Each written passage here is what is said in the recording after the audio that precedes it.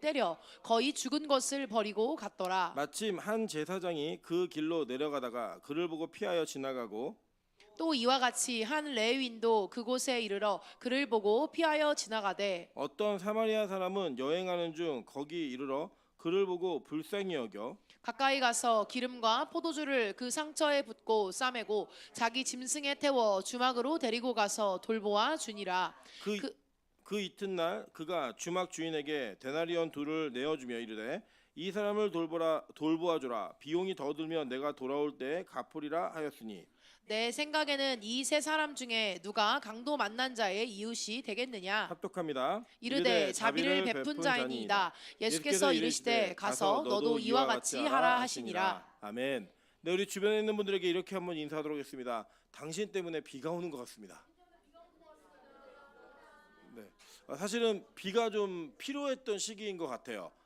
비가 필요했던 시기인 것 같고 아마도 이 비가 지나고 나면 시원해진다라는 기상청의 예보가 있지만 저희가 또 이제 믿을 수가 없기 때문에 또 기다려봐야 될 것 같습니다. 어쨌든 오늘 비는 굉장히 무더웠던 요즘 날씨에 꼭 필요했던 시기에 하나의 단비를 주신 것 같고요. 그게 바로 옆에 있는 사람의 기도 때문에 되었다라는 걸 여러분 확신하시면 우리가 하나님의 은혜 가운데 우리를 사랑하신 하나님의 그 영광의 통로가 우리 각자의 삶 속에 드러나서 서로의 성도에게 기쁨을 주고 안식을 줄 수 있는 은혜가 있기를 소망합니다. 오늘도 제가 아주 재밌는 얘기 들었는데 그 용성 형제 병원에 환자가 오셨는데 이름이 김안식이래요. 근데 나이가 80이셔가지고 진짜 안식에 들어갈 때가 되신 것 같다고 이제 그런 얘기를 하는 거 들었는데 우리 옆 사람 다시 한번 인사하겠습니다. 당신 때문에 이 예배가 평안할 것 같습니다.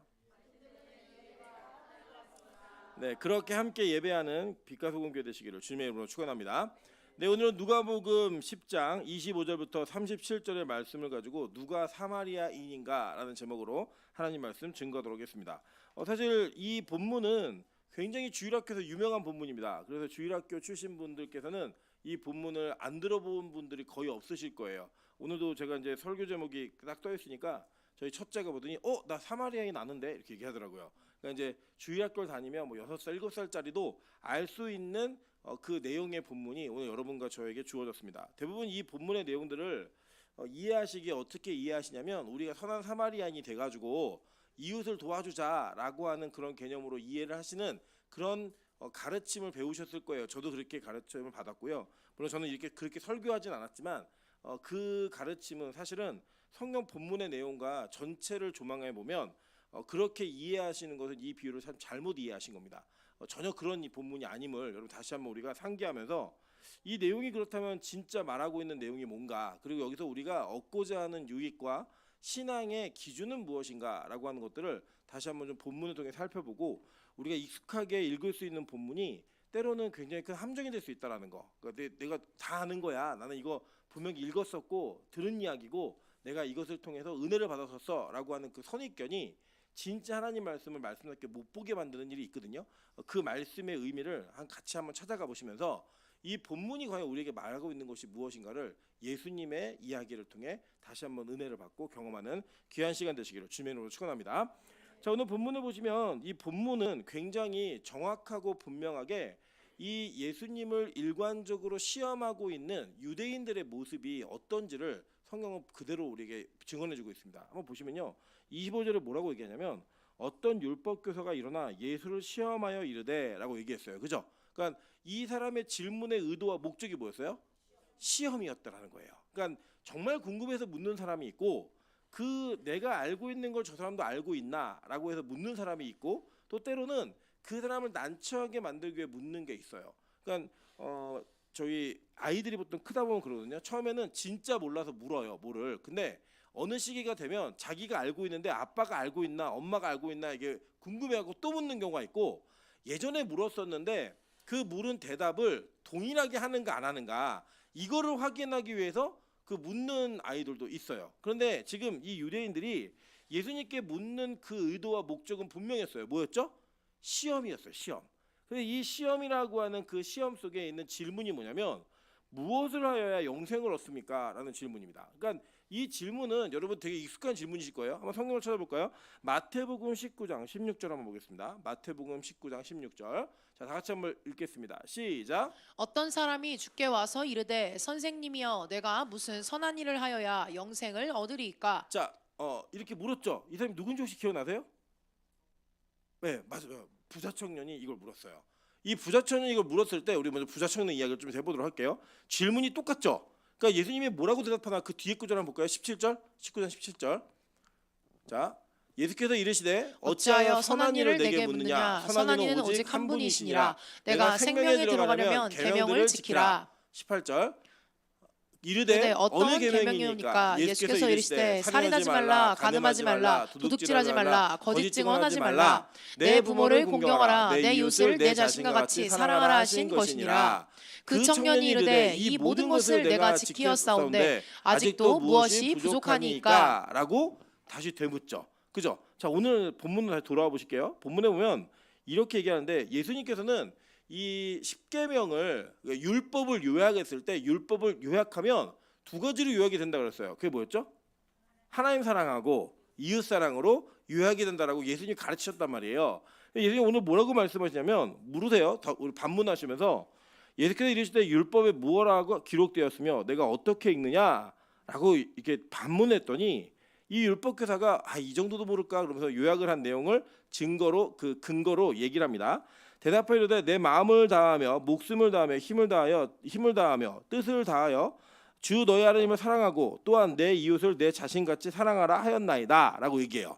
그러니까 율법 전체를 다 지켜야 된다라고 얘기하는 거죠. 물었는데 그래서 예수님이 네 말이 맞아라고 얘기하는 거예요. 그러니까 이 율법 교사의 질문의 의도는 너무 명확해요. 뭐냐면 내가 알고 있는 걸 저 사람이 알고 있나? 이 사람이 말하는 게 내가 알고 있는 것과 맞는가라고 하는 그 답을 한번 비교해보고 싶었던 거예요. 그러니까 원래는 이렇게 해야 맞는 거죠. 성경에 뭐라고 돼 있을 때 제가 몰라서 질문했는데요.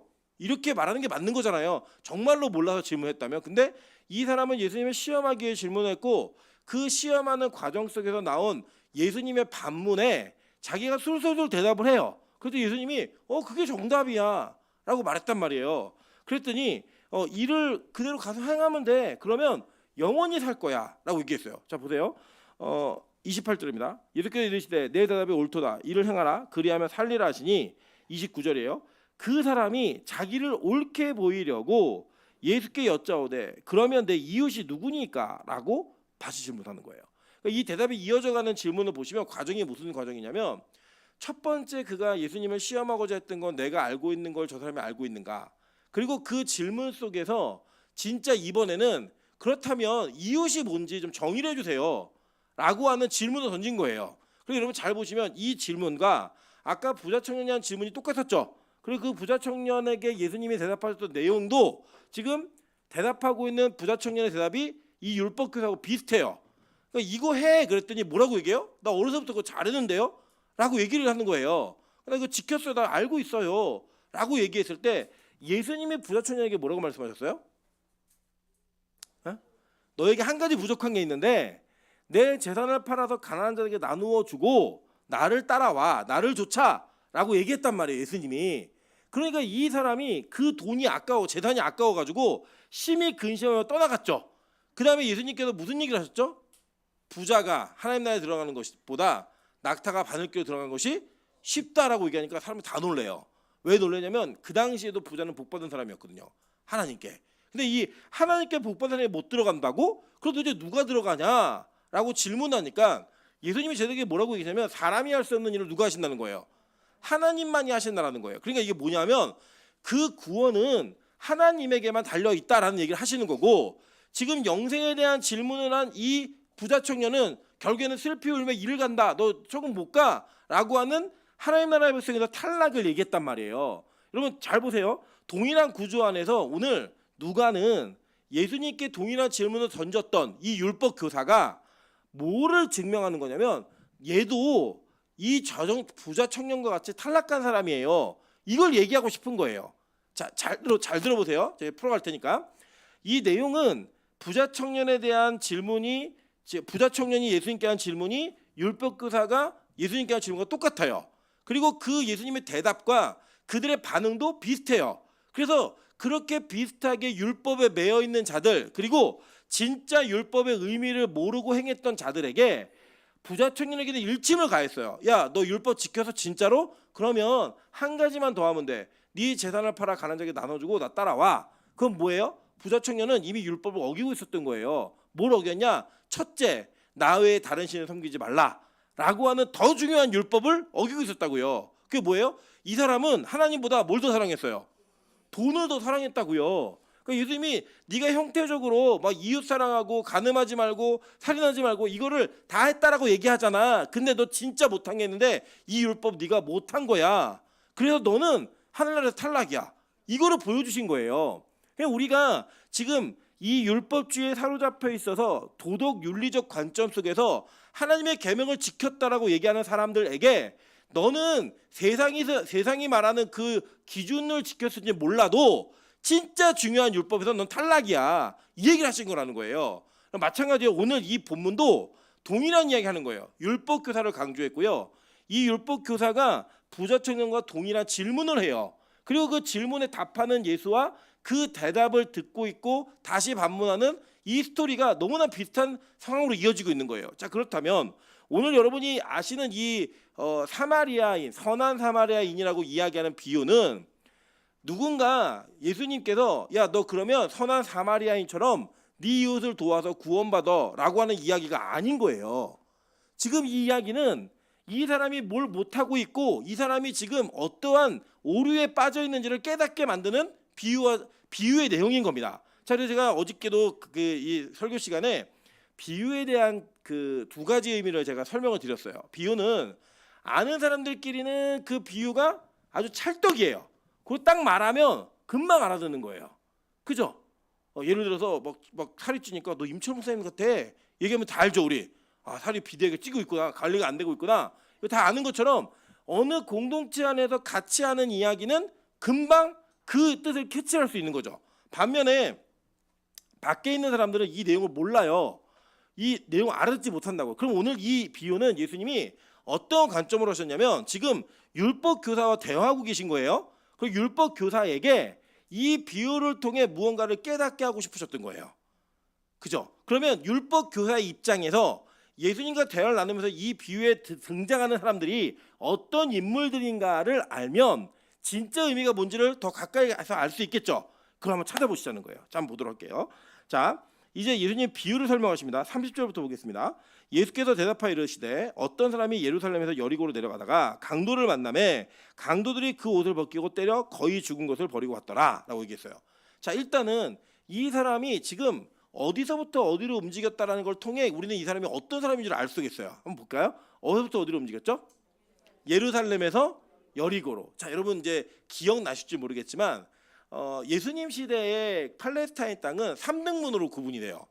맨 위에 북쪽이 갈릴리 지역, 그 다음에 중간이 어느 지역이었어요? 그렇죠. 사마리아. 이건 질문이고 사마리아 이렇게 해야 대답이에요. 자, 맨 위에가 무슨 지역? 갈릴리. 중간은 사마리아. 그리고 맨 밑에는 예루살렘을 중에 유다 지역. 유다 광야, 예루살렘, 여기 다 유다 지역이에요. 그러니까 3등분이 되어 있는 거예요. 우리나라로 따지면 중부 지역, 북부 지역, 중부 지역, 남부 지역 이렇게 얘기하고 나눠서 우리 날씨나 이런 것도 얘기하는 것처럼 나눠져 있는데 쉽게 이해하시면 이런 거예요.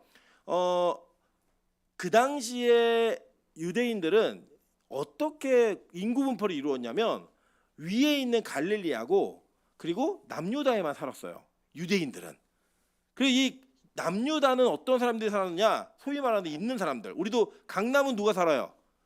좀 있는 사람들이 살죠. 죄송하지만 저는 광주 사람이니까 이해하고 들으세요. 서울 안에서도 서울 어디야? 그러면 노원이 서울이야 이렇게 묻잖아요. 그런 것처럼 갈릴리는 어느 지역이었냐? 거기가 서울 맞아? 이렇게 묻는 지역이에요. 갈릴리는 누가 살았냐면 조금 어려운 사람들이 살았어요.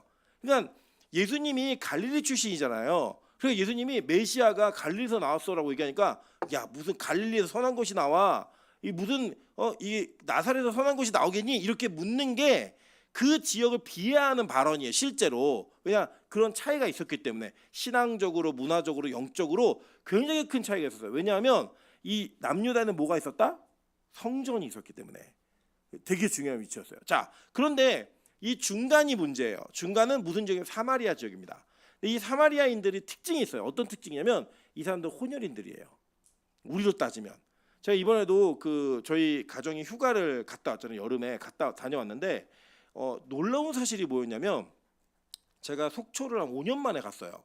5년 만에 갔는데 속초에 가니까 5년 만에 달라진 게 뭐였냐면 저희가 가는 음식점마다 홀을 보시는 분이 한 분만 한국인이고 나머지 다 외국인들이에요. 그리고 심지어는 속초 중앙시장을 갔더니 만석 닭강정을 흑인분이 튀기고 계세요. 되게 생경했어요, 그게. 그러니까 이제 외국인 관광객도 많아졌지만 그 닭을 튀기는 분들이 예전에는 다 한국 분들이 튀겨가지고 그 닭 튀기는 걸 저희가 구경하고 막 이랬었는데 이번에 가니까 흑인분이 닭을 튀기시는 거예요. 그러니까 여러분 드시는 닭강정은 누가 만든다? 외국인이 만든다. 이게 제 사촌 지난번에 사촌 동생이 저기 성수동에서 식당을 해요. 대만 음식점을 하는데 자기가 이제 사람을 구하려고 공고를 했더니요 10장이 들어오면 8장이 외국인이래요. 지금 우리나라 지금 그런 상태예요. 우리나라는 그 다문화권을 이룬 나라가 아니기 때문에 되게 이질감이 있어요. 예를 들어 우리 교회에 흑인 목사님이 와서 앉아 계신다 그러면 여러분 계속 예배 시간 내내 쳐다보세요. 아 까마네 이러면서 설교에 집중 못하세요. 근데 미국이나 이런 나라는 그런 다문화 국가이기 때문에 그런 문화, 인종이 다양하게 있는 것들을 어색하게 생각하지 않아요. 그런데 이 예루살렘과 갈릴리를 중심으로 살았던 유대인들과 사마리아인들 사이에는 이런 정도의 문제가 아니라 아주 심각한 문제가 있었어요. 그러니까 어떤 문제가 있냐면 이들은 자신들의 구원의 개념을, 구원의 가능성을 뭐로 근거했냐? 혈통으로 근거했습니다. 유대인들이 내가 왜 구원받았다고 믿었죠? 자신의 구원을 뭐로 확증했어요? 아브라함의 자손이기 때문에 난 구원받았다예요. 그러니까 그 아브라함의 구원받는 그 혈통에 다른 피가 들어오면 된다 안 된다? 안 되는 거예요. 그래서 제가 되게 재밌는 얘기인데 그냥 이해하고 들으세요. 어르신분들이니까.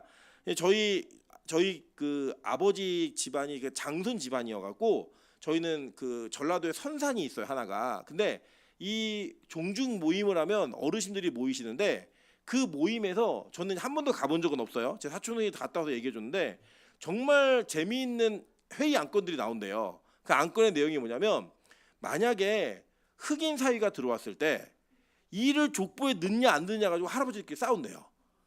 그냥 장난으로 싸우시는 게 아니라 정말 심각하게 싸우신대요. 이거는 집안에 망조가 드는 거다. 들어오면 안 된다. 그러니까 다른 혈통과 다른 유색 인종이 들어오는 거를 못 견디시는 거예요. 그러니까 우리나라 사람들이 얼마나 이기적이냐면 외국 가서 차별받는 거 되게 싫어하는데 우리는 되게 차별해요. 그러니까 예를 들어서 우리 뭐 미영 집사가 이제 확 길을 걷고 있는데 미국인이 너 너무 이쁘다. 나 너랑 사귀고 싶어라고 얘기하면 자랑해요 와서.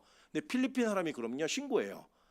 우리가 그런 인식이 동남아 국가에서 우리를 쫓아오면 되게 기분이 나쁘고 서양인이 쫓아오면 그걸 되게 자랑하는 나라예요. 이게 굉장히 큰 우리나라 사람들의 단점이죠. 근데 이 사람들은 아브라함의 혈통이 자신의 구원의 증거였기 때문에 다른 피가 들어오면 안 돼요. 근데 이 사마리아인들은 어떤 사람이냐?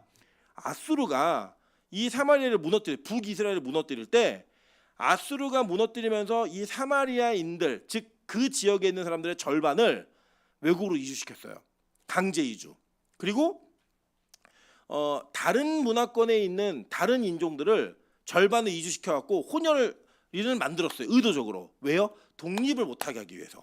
그러니까 우리 독립을 하는 이유가 뭐냐면 민족성이 있기 때문에 독립한다는 거예요. 그러니까 이 민족성을 말살하려면 인종을 섞으면 그 인종들은 어느 나라가 자기 나라인지를 모르고 그냥 아수르가 우리나라구나라고 인식을 하니까 그렇게 정책을 펼친 거예요. 그래서 사마리아 땅에 있는 사람들은 다 혼혈인들이에요. 그리고 보면 알아요. 우리도 알잖아요. 우리가 예를 들면 뭐 흑인이나 백인과 혼혈이 돼서 나온 아이들은 우리가 알잖아요. 그걸 딱 보면은 이게 아버지나 어머니가 이렇게 혼혈이구나. 이거 분명히 알아요. 그래서 우리는 뭐라고 얘기하냐면 우리 대표적으로 뭐 그 연예인들 중에 인순이 씨 이런 분들 우리 분명히 알잖아요. 이분은 어머니가 한국인이고 아버지가 흑인이구나. 이거 우리 안다고요. 그런 것들을 분명히 알아서 사마리아 여인이 예수님이 말을 걸었을 때 당신은 유대인인데 왜 나한테 물 달라 그래요? 라고 얘기했던 게 그 이상한 게 아니에요. 뭐 복장이 다르고 이래서가 아니라 그냥 딱 보면 아는 거예요. 그러니까 이 사람들은 어느 정도로 서로 싫어했냐면 이 사마리아인들 입장에서는 야, 우리도 이 팔레스타인 땅에 살고 있고 우리도 절반은 유대인이야. 그래서 우리에게도 구원이 있고 우리에게도 예배를 드릴 수 있는 권한을 줘라고 얘기하니까 유대인들이 그거 줄까요, 안 줄까요? 안 줬어요. 그리고 예수님 오시기 100년 전에 무슨 일이 있었냐면 이 사람들이 자기들끼리 성전을 사마리아 산에 지었어요. 유대인들 입장에서는 이걸 지면 돼요, 안 돼요? 안 되는 거예요. 그래갖고 어떻게 하느냐, 이 사람들이 갔다가 이 사마리아 성전 다 부셔버렸어요. 유대인이 쳐들어가가지고. 그러니까 이 사마리아인들이 또 열받아갖고 유대인들의 땅에 내려와가지고 유대에 있는 예루살렘 성전에다가 돼지 피 뿌리고 막 이랬다고요. 시체 피 갈아갖다 막 그 간 가루 갖다 뿌리고 이런 악역사가 있기 때문에 사마리아인과 유대인들은 원수예요. 그래서 길을 어떻게 갔냐면 우리가 예를 들어서 그냥 서울에서 부산을 내려가면 쭉 내려가면 대전 통과해서 가면 되잖아요. 제일 빠른 길이잖아요. 근데 그렇게 안 가고 저 강원도로 돌아가지고 저 밑으로 이게 그 강원도 해안 동해안 해안가를 따라서 쭉 내려가는 이렇게 이동을 했어요. 그래서 여러분 그 지도 많이 보셨으니까 이해하시죠? 예루살렘 그러니까 이스라엘 땅은 위에 갈릴리 호수가 있고 요단강이 쭉 흐르죠. 쭉 흐르고 밑에 부분에 사해가 있어요. 그러면 건너가려면 이 사람들이 예루살렘에서 강을 건너갔고 저 서편 땅으로 올라가서 다시 강 건너 들어가요. 직진으로 가면 되는데 일부러 왜요? 사마리아는 너무 싫어가지고 그런 존재였어요. 유대인들과 사마리아의 사이가. 여러분 보시면 어느 정도 싫어하냐면 예수님이 36절 보세요. 이게 물으세요. 내 생각에는 이 세 사람 중에 누가 강도 만난 자의 이웃이 되겠느냐라고 얘기하면 간단하게 뭐라고 얘기하면 돼요. 얘들 비유를 어떻게 들었어요? 어떤 사마리아 사람은 이렇게 들었다고 비유를. 그럼 뭐라고 대답하면 돼요? 사마리아인이요 라고 얘기하면 돼요. 근데 이 사람이 사마리아인이요라고 하는 그 단어를 입에 올리기가 싫은 거예요. 그러니까 뭐라고 얘기해요? 자비를 베푼 자니이다. 이렇게 대답을 해버리는 이 정도의 안 좋은 관계였다고요. 자, 이게 이해가 돼야 이 본문이 이해가 되시는 거예요. 자, 그런데 보세요. 오늘 이 장면을 보시면 어떤 사람이 예루살렘에서 여리고로 인도했다. 이 사람은 어느 나라 사람이에요? 네? 예루살렘에서 여리고로 이동했다. 그 어디 사람이에요, 이 사람은? 네? 유다 사람이죠. 유대인인 거예요. 이 사람이 유대인이라고요. 사마리아인이 아니고 이 사람이 유대인이에요. 왜냐? 이 사람이 움직였던 거는 이스라엘 남부, 즉 유대 땅에서 움직였다고요. 그러니까 이 사람은 여리고가 집인지 예루살렘의 집인지 모르지만 여기를 왕래하는 갔다 그러면 이 사람 어디 사람이에요? 유대 사람인 거예요. 예를 들어서 얘는 출근은 어디부터 어디까지 해? 그러면 중계동에서 하계로 해. 이렇게 얘기하면 이 사람 어디 사람이에요? 노원 사람이잖아요. 어려우세요? 노원 사람이잖아요. 그러니까 이게 이 사람들이 딱 인식이 되는 거예요. 어떤 사람이 예루살렘에서 여리고로 움직이다 강도 만났어. 이 사람이 어떤 사람인지 다 아는 거예요. 자, 그래 이 사람은 유대인이에요. 그래 이 질문한 사람은 누구였어요? 지금 이 전체 질문한 사람 누구예요? 율법 교사. 어느 나라 사람이에요? 유대인이죠. 그죠? 그러니까 지금 이 비유에서 예수님은 율법 교사가 알아들어야 되는 거예요. 이거를. 내용이 뭔지를. 그러니까 거기 안에 누굴 등장시키느냐? 율법 교사가 지금 유대인인 걸 등장시키는 거예요. 유대인을 등장시키는 거예요. 여러분 예를 들어 제가 여러분하고 일본 사람을 놓고 일본 사람 우리 교회 있으니까 우리 모해나점을 놓고 둘이 이제 무슨 비유를 얘기하는데 한국 사람이 당신은 예를 들어 일본 사람이에요라고 얘기할 필요 있어요, 없어요? 없잖아요. 어떤 비유를 얘기하자고 하면 당신은 한국 사람이에요라고 얘기하는 게 훨씬 맞죠. 두 사람이 막 싸우는데 비유를 하는 거죠. 한국인하고 일본인이 있는데 다 모든 한국 사람이 나쁜 거 아니고 모든 일본인이 나쁜 거 아니야. 이렇게 얘기를 하면 굳이 이 나라의 역할을 바꿀 필요가 있어요, 없어요? 없잖아요. 그냥 그대로 얘기하면 되는 거란 말이에요. 그러니까 지금 여기에 등장하는 강도 만난 사람이 누구예요? 유대인인 거예요. 그리고 지금 대화 나누는 중에 이 질문하는 율법 교사가 누구예요? 유대인이라고요. 그러니까 지금 강도 만난 자 누구예요? 유대인을 얘기하는 거예요. 지금 예수님이 하신 얘기 이게 제가 끝까지 설명드리면 다 이해가 되실 거예요. 자 보세요. 자 뒤에 보시면 이제 그 내용이 나오는 거예요. 강도를 만나는데 강도들이 그 옷을 벗기고 때려 거의 죽은 것을 버리고 갔더라라고 얘기합니다. 그러니까 이 사람이 거의 강도를 만나고 모든 걸 약탈당하고 다 뺏기고 맞아가지고 죽기 직전인 거예요. 숨만 쉬고 있는 상황인 거예요, 이 사람이. 자, 그런데 한 사람이 지나가요. 자, 31절입니다. 마침 한 제사장이 그 길로 내려가다가 그를 보고 어떻게 지나갔어요? 피하여 지나가고라고 얘기했단 말이에요. 자, 그럼 이 사람의 직업이 뭐예요, 지금? 제사장. 그리고 유대인들이 제사장이 어떤 사람인지 알아요, 몰라요? 정확히 알죠. 이 제사장들은 율법을 기준하여서 하나님과 인간의 관계를 풀어내는 사람들이에요. 여러분, 죄를 지으면 누구에게 갔어요? 그래서 제사장에게 갔고요. 죄가 해결돼서 예를 들어 병이 고쳐지면 누구에게 갔어요? 제사장에게 가서 몸을 보였다고요. 그래서 하나님과 인간의 관계를 이어주는 역할을 하는 게 제사장이었다고요. 근데 이 제사장이 가다가 보니까 이 거의 죽게 된 사람을 피해서 지나가요. 근데 이거는 지금 이 유대인이 들었을 때, 율법 교사가 들을 때 이해가 된다, 안 된다? 안 될까요? 되는 거예요, 이거는요. 여러분 잘 보세요. 나시린 언약이 있는데, 나시린 언약에는 나시린으로서 거룩함을 유지하기 위해서 뭘 해야 되냐면 세 가지를 해야 돼요. 첫째, 소주나 독주를 입에 대면 안 돼요. 그리고 포도에 관련된 거는 건포도도 안 돼요. 어쨌든 안 돼요. 두 번째 뭐 해야 돼요? 머리를 깎지 말아야 되고, 그리고 또 뭐가 있어도 조건 하나가 부정한 것에 손을 대면 안 된다고요. 그 제사장은 길을 가다가 부정한 죽은 자가 있으면 손을 대면 돼야 안 돼요. 되면은 자기가 부정해지는 거예요. 그러니까 이 사람은 손을 안 대고 피하여 지나가는 게 맞아요, 틀려요? 맞는 거예요. 그러니까 이게 이해가 되는 거라고요. 자, 보세요. 예를 들어서 하민이가 막 뭘 흘리고 먹어요. 막 흘리고 먹는데 아빠가 계속 보고만 있어요, 그냥. 그럼 우리 이해할 수 있어요, 없어요? 있죠. 아니, 안 보이잖아요. 그러니까 하민이가 흘리고 있는 거 안 보니까 그 아빠가 정명수 집사라는 걸 알면 우리는 이해해요. 근데 모르는 사람도 이해할까 못할까요? 몰라요. 지난번에 한번 필리핀 같이 갔다 오는데 우리 정명수 집사가 택시기사한테 아저씨 여기서 좌회전해 주세요. 위로 올라가서 여기서 내려주시면 돼요 라고 했더니 내려오면서 저한테 이렇게 얘기해요. 저분 진짜 안 보이는 거 맞냐고.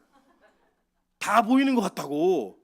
어떻게 자기네 집에서 좌회전하고 여기서 서야 되는 거 아니에요.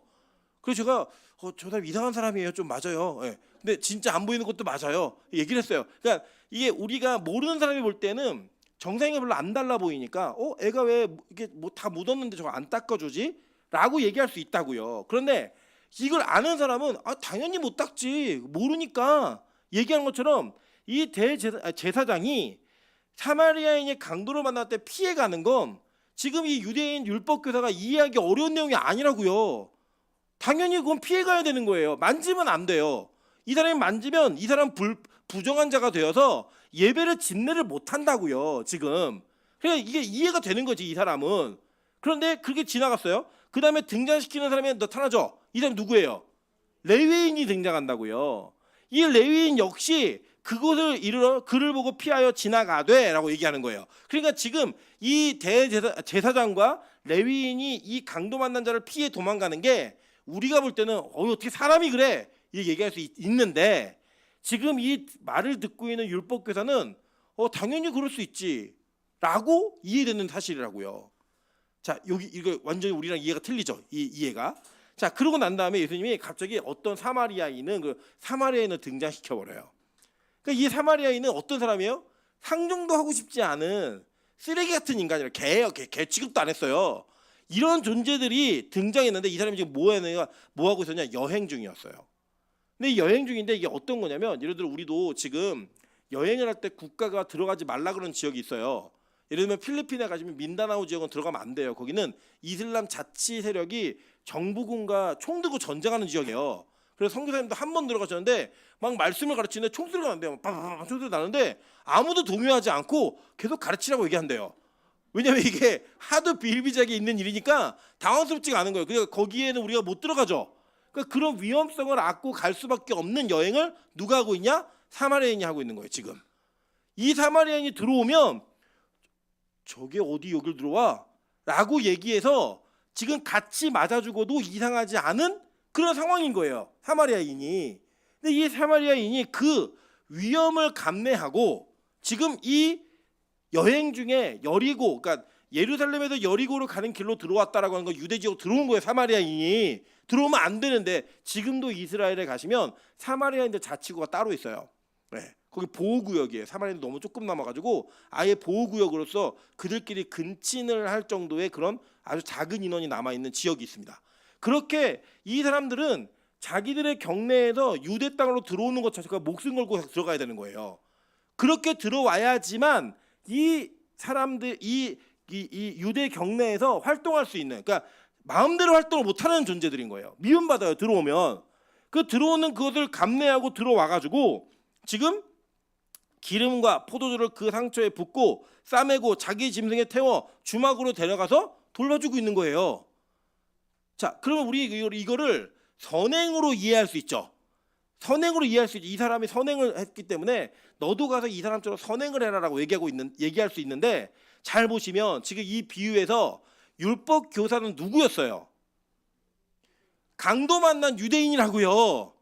네가 지금 강도 만난 유대인이야. 그런데 네가 달달달 외우고 있는 율법은, 네가 구약에 매여 있어도 진짜 의미가 뭔지를 모르는 그 율법은 너를 도와주지 못해. 네가 죽기 직전인데 너를 그냥 보고 지나가야 돼. 왜? 너는 부정한 존재니까. 너는 시체가 되어서 숨만 쉬고 있고 언제 죽을지 모르는 존재라 너는 부정한 존재여서 레위인도 피해가고 제사장도 피해갈 수밖에 없는 그런 쓰레기 같은 존재야. 그렇게 방치되어 있는 존재라는 거예요. 왜요? 이 사람이 하나님의 율법을 이해를 못하고 있어요. 예수님을 못 알아봐요. 그분이 메시아인 줄 못 알아보고 있으니까 넌 죽었어. 이미 강도 만나서 너 다 털렸어. 이게 누구예요? 마귀에게 다 털린 인생들이잖아요. 누가 그랬죠? 아담과가 털렸잖아요. 영원한 생명을 빼앗겨 버렸고요. 영원한 생명을 빼앗겨서 죽음이라고 하는 사망을 계속 달려갈 수밖에 없는 길을 그들이 갔듯이 우리가 가고 있는 거예요. 그렇죠? 우리가 가고 있는 거라고요. 제가 오늘도 하늘문에서 치료받으시는 권사님에게 여쭤봤어요. 권사님, 기도원에 몇 살 때 오셨어요? 38에 오셨대요.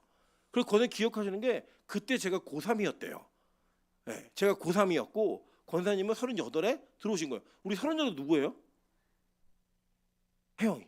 우리 혜영 집사 나이에 하늘문에 들어가서 지금 60이 넘어서 64인가 5인가 그러신데 계속 거기 예배만 드리고 계셨어요. 네, 그 시간이 훌쩍 가버렸어요. 근데 제가 보니까 그냥 아픈 데가 너무 많으신 거예요. 여기도 아프고 저기도 아프고. 그게 뭐예요? 너무 죄송하지만 죽어가고 있는 거라고요.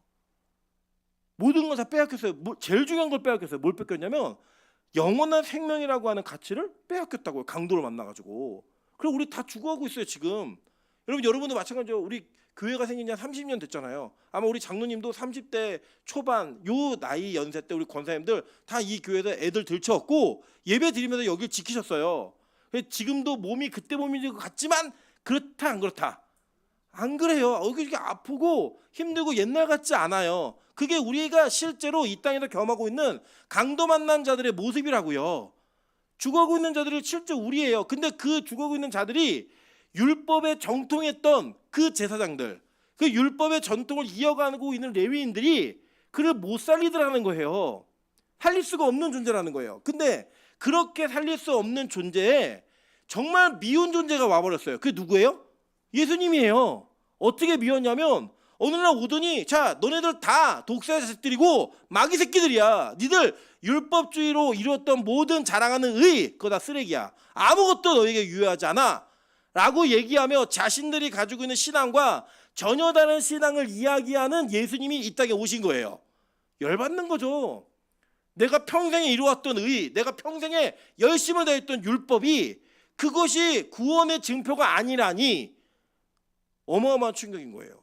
그걸 지키는 자들에게 너는 회칠한 무덤이야. 니들도 천국 안 가고 남도 못 가게 하는 너희들 정말 나쁜 인간들이야 라고 얘기했을 때 이들이 갖고 있는 건 분노였다고요.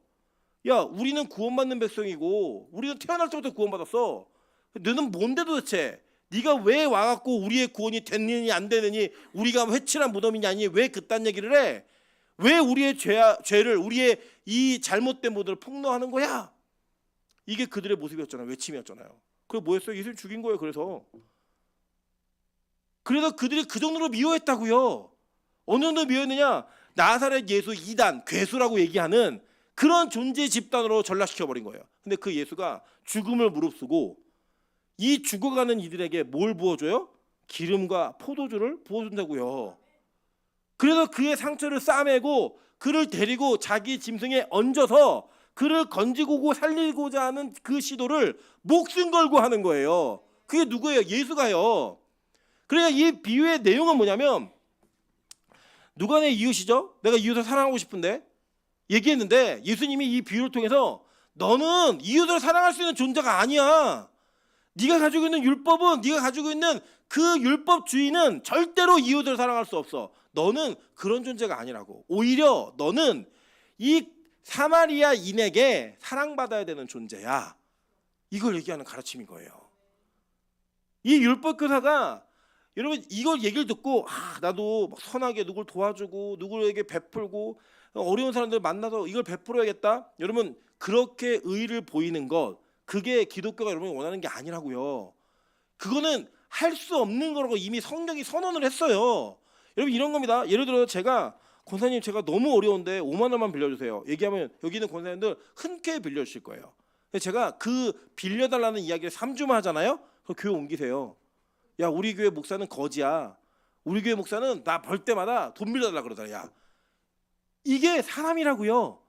우리 인간은 그렇게 이 성경이 말하고 있는 이 선을 베풀며 살아갈 수 있는 존재가 아니에요. 목숨 걸고 남을 살릴 수 있는 존재가 아니라고요. 여러분 성경이 말하는 가능성은 야 네가 지금 이웃을 사랑하기 위해 내가 사랑할 이웃이 누굽니까? 물은 거예요.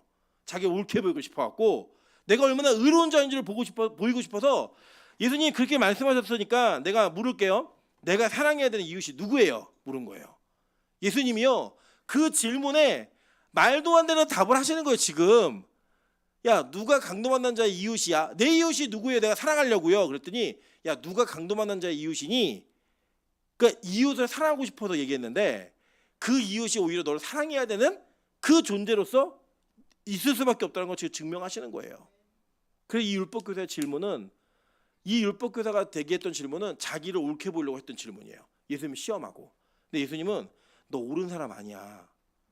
너는 아무도 살릴 수 없는 존재고 오히려 너는 강도 만나서 넌 지금 죽어가고 있는 존재야.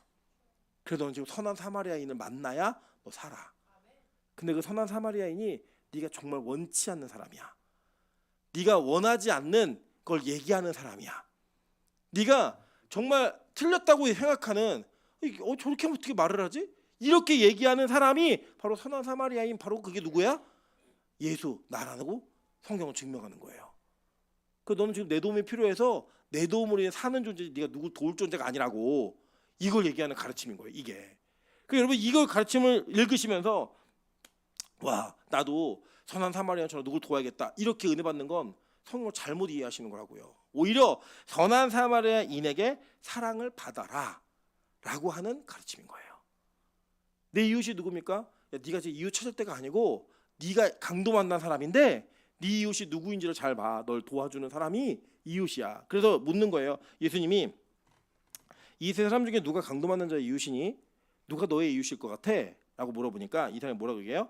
자비를 베푸는 자니이다 라고 얘기해요.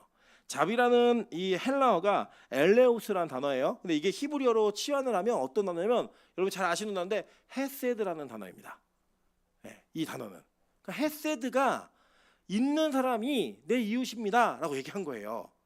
헤세드를 베푸는 사람이 내 이웃입니다 라고 얘기해요. 그러면 성경에서 헤세드를 자비를 베푸는 사람이 누구인가? 성경은 얘기해요. 시편 34편 8절입니다. 시편 34편 8절입니다. 다 같이 읽어보겠습니다. 시작.